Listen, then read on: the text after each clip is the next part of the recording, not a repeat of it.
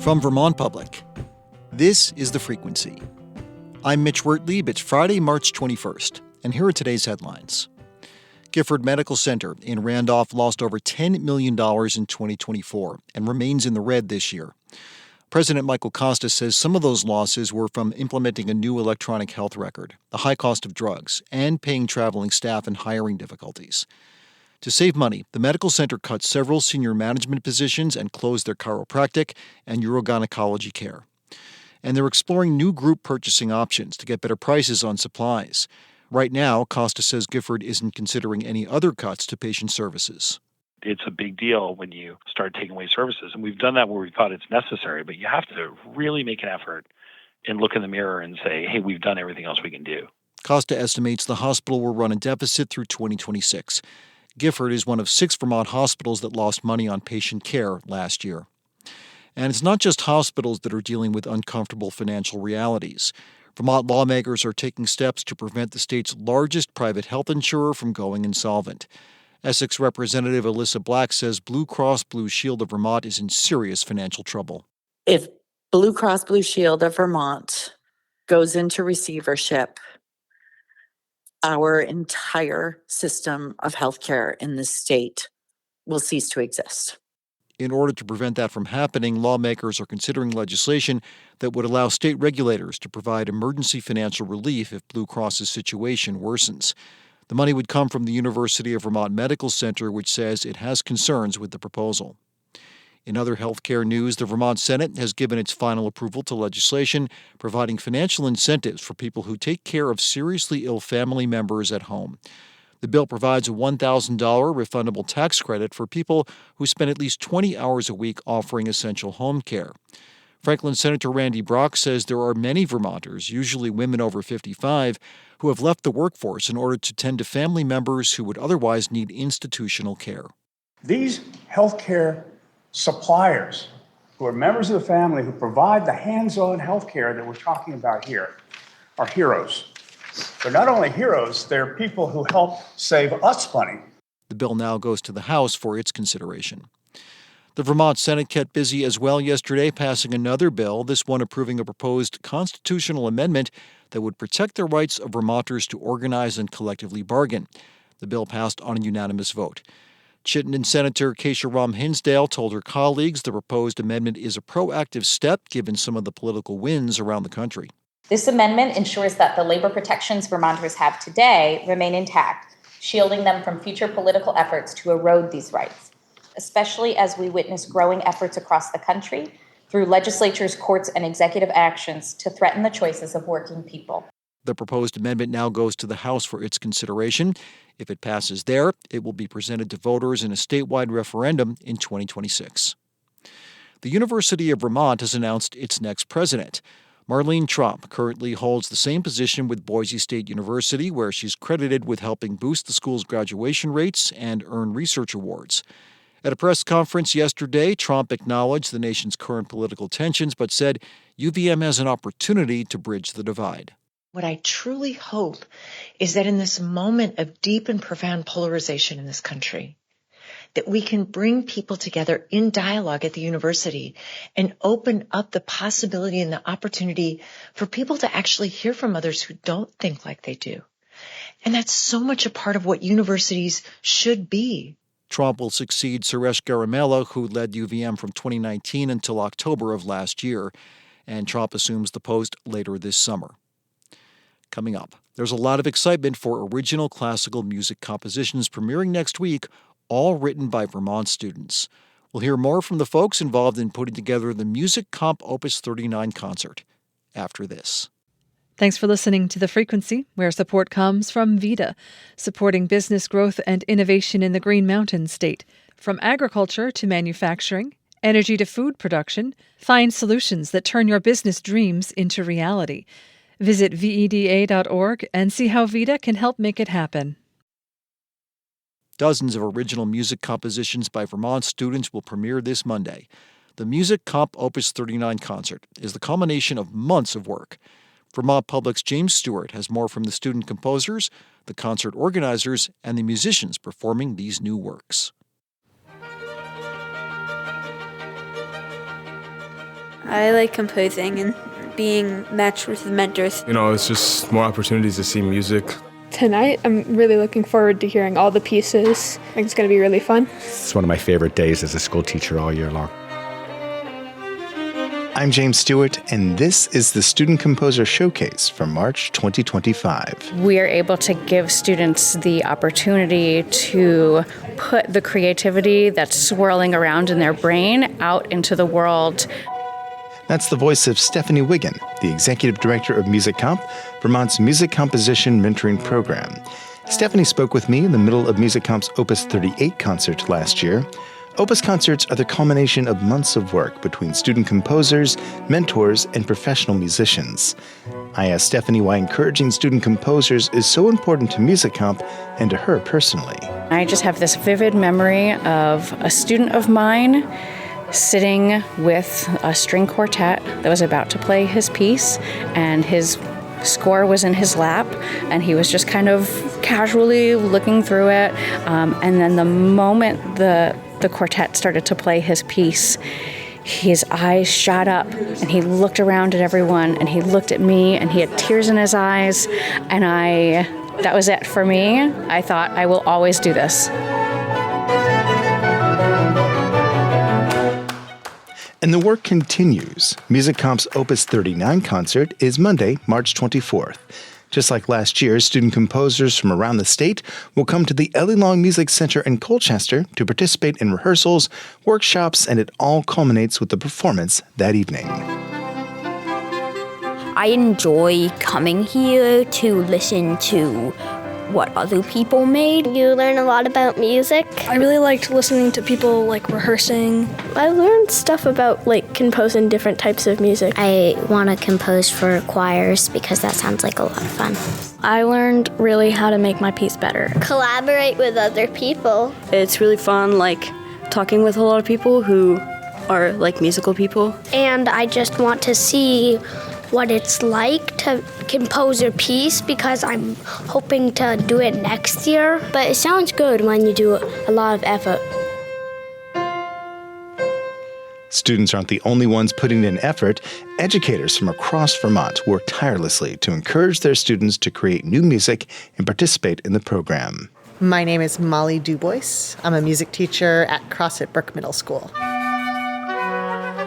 The mentor program for student composers is pretty incredible. The fact that, I see these kids in groups of 20, 24 kids, and I can teach little lessons and help them, but not that one-on-one focus that they can get from a mentor. And the work that Music Comp is putting into teacher training and professional development is so needed. It's the only music professional development that we're really getting in Vermont. Our districts provide in-service and professional development, but none of it's about music. And so every summer and several times through the year, they offer often credited courses so that we can, get our relicensure and get some fresh new ideas and training, which is so important. Students have the vision, mentors and educators help them get their ideas on paper, and then it comes down to the professional musicians to breathe life into the music. Hi, I'm Rachel Elliott, and I play bassoon. And I'm Katie Opria, and I play oboe. I've been doing it since it was Vermont MIDI Project, so going way back to with Steve, both of us actually, with Steve Klimowski and the Vermont Contemporary Music Ensemble. Whenever they ask us, it's always such an amazing experience to work with these young people. I do lots of new music, so I enjoy new music, and I enjoy chamber music. I enjoy our musical colleagues, but it's especially exciting to get to play these new pieces by kids across Vermont and just the energy and the creativity that they bring. I think it's my favorite day of the year. I really love doing this because it's that spirit of live music and of collaborating with the composers, collaborating with the coaches, even involving the audience, because the students are actually out in the audience watching as well. So overall, it's just such a wonderful way to experience new music for me. This year's concert will feature dozens of world premieres written by Vermont students, and there's going to be quite an eclectic mix. The students were given the option to write for any combination of brass instruments, voices, percussion, saxophone, and piano. Pretty much something for everyone. Every year, there's so much creativity on display. My piece is called Winter Memories. Troubled Lullaby. My piece is about my dog, Murphy's Law.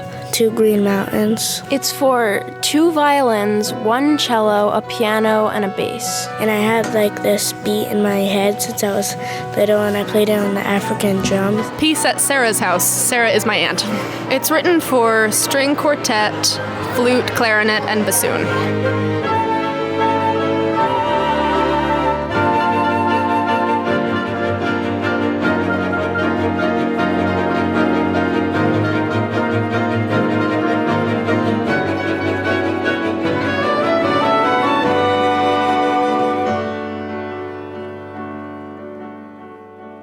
This story was produced by Vermont Public's James Stewart.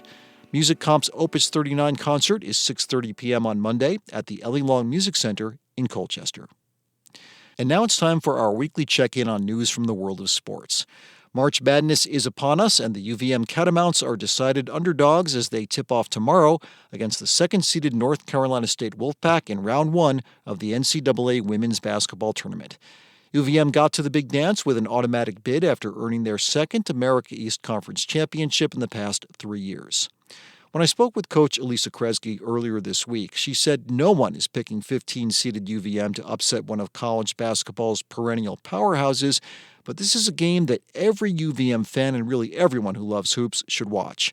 The Catamounts were underdogs as well when they captured the America East title going into Albany and defeating a Great Dane squad that hadn't lost a single game in their building all year. Without any one superstar leading the way, this Catamount squad has instead embraced an every player supports each other mindset, anchored by dogged, relentless defense.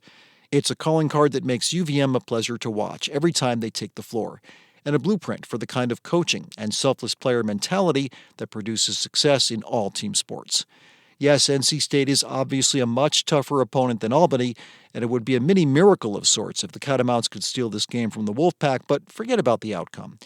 College athletes from the America East Conference don't get to show what they can do on such a big stage all that often, and it's worth celebrating their time in the spotlight when they do. Tip-off tomorrow is 2 p.m. The game will be on ESPN, and you can find my full conversation with head coach Elisa Kresge on our website, vermontpublic.org.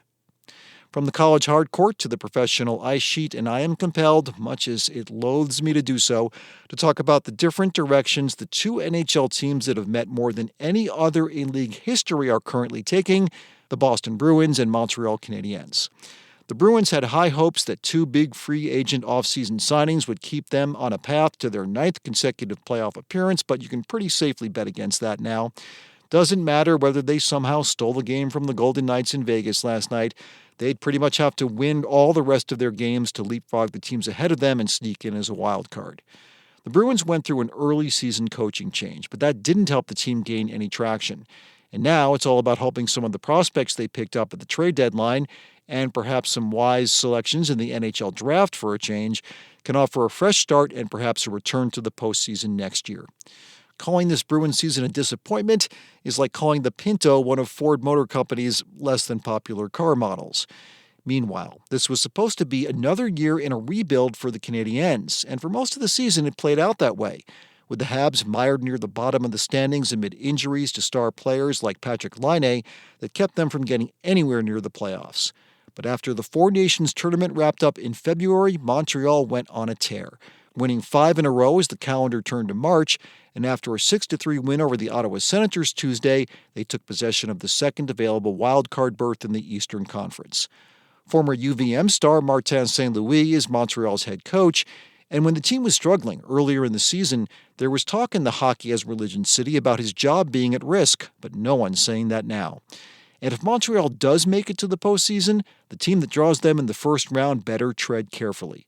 The Canadiens are the game's most storied franchise for many reasons, but one of them is having a penchant for almost always winning when it matters most. The Bell Center will be electric for however many home games the Habs are able to host if they do get in, and I wouldn't bet against them for an early round upset or two, including against the defending Stanley Cup champion Florida Panthers.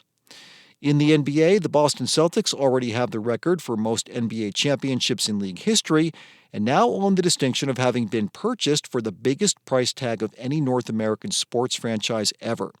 ESPN reports the Celtics were bought by Bill Chisholm, managing partner at Symphony Technology Group, for $6.1 billion, topping the previous benchmark of the NFL's Washington Commanders being sold for $6.05 billion in 2023. By the way, I was in the bidding right up until about the $5 billion mark, but there's only so much change you can find in your couch cushions. Next week, we'll preview the can't-start-soon-enough Major League Baseball season. I really do need to get my mind off of hockey.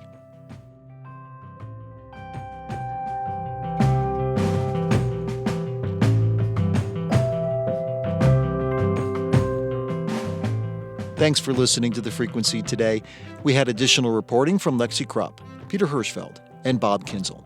Our executive producer is Kevin Trevelyan, and our music is by Blue Dot Sessions. I'm Mitch Wertlieb. Talk to you tomorrow.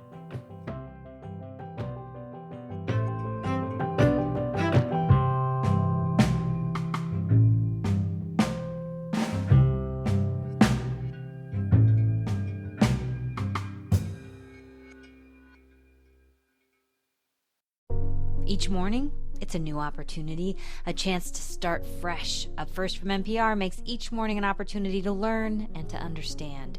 Choose to join the world every morning with Up First, a podcast that hands you everything going on across the globe and down the street, all in 15 minutes or less.